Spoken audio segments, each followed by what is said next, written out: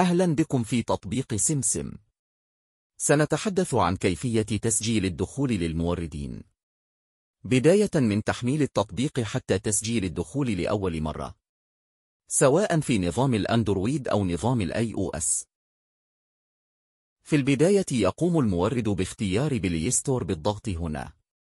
إذا كان المورد لديه نظام الأندرويد يختار بلاي ستور، وإذا كان لديه نظام iOS يختار آب ستور.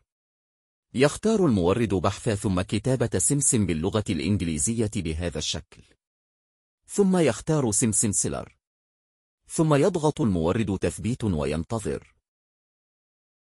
بعد تحميل التطبيق يقوم المورد بتشغيله، ثم يختار تسجيل إذا كان سيسجل أول مرة، ثم يقوم المورد بملء بياناته الشخصية كالاسم والبريد الإلكتروني والهاتف وكلمة السر وتأكيد كلمة السر، والمعلومات الأساسية كاسم المتجر والعنوان، ثم يضغط تسجيل. بعد التسجيل يتحقق المورد من الحساب الإلكتروني الخاص به، ثم يكتب الكود الذي تم إرساله على البريد الإلكتروني. سيجد لوحة التحكم الخاص به.